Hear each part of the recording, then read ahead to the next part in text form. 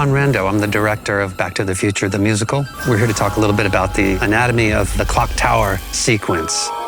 It's such an iconic scene. How are you going to do the Clocktower sequence? This cinematic masterpiece done in a theatrical, three-dimensional way. Every single element of the design needs to come together. Everything is important in that moment. I took the sequence from the movie and I literally storyboarded it frame by frame, and I used that as a starting point. And then it became really clear to me that we needed to utilize what the film does brilliantly, which is long shot and close up. It's all the question of picking out and showing the audience what we want them to see. But whilst we're looking at one thing and it's a slight sort of trick of the eye, we're looking at Doc at the top of the tower and he's going off stage left or stage right. We're actually changing the set behind in the dark, and we're moving the car into position ready to jump cut to Marty driving in the car. We basically had our set on stage on a big plan. We had a little car and we were just driving it around and said, what if the car did this? What if the car did that? We then went into a workshop stage of just workshopping all these crazy ideas that we'd had.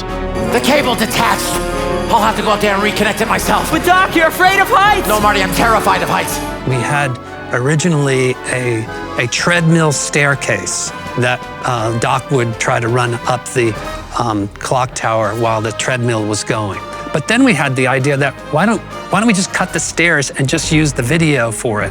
And that was the kind of the moment of real theatrical genius for us, where we figured out that, oh, this could not only be really cool, but also quite funny.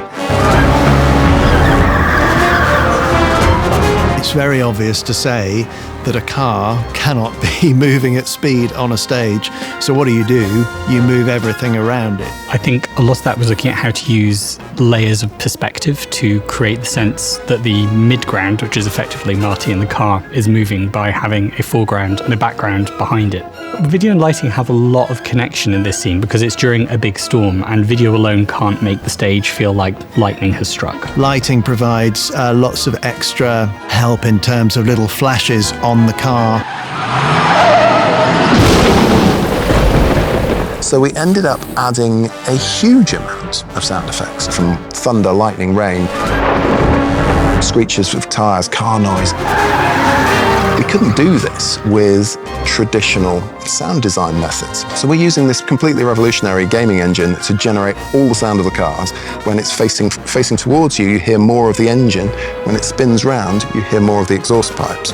And I mean, a massive technical thing, and yeah, I believe it's a first. The Clocktower sequence in the show is an absolute riot of music. There is a very interesting little detail about this piece, and it's really about how Alan worked with us. He'd take the rushes from the day's rehearsal and he'd write to the rehearsal room picture.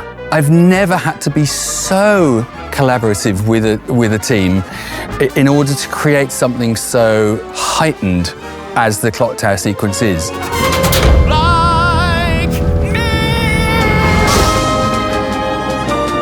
Although it looks it, the stage isn't huge.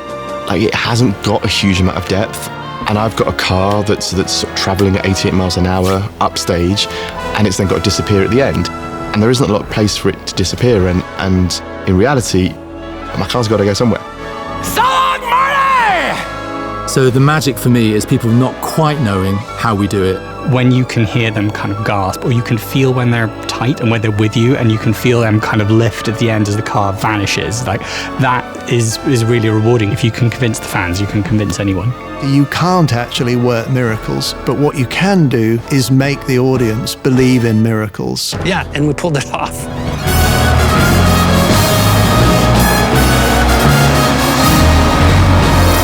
88 miles per hour.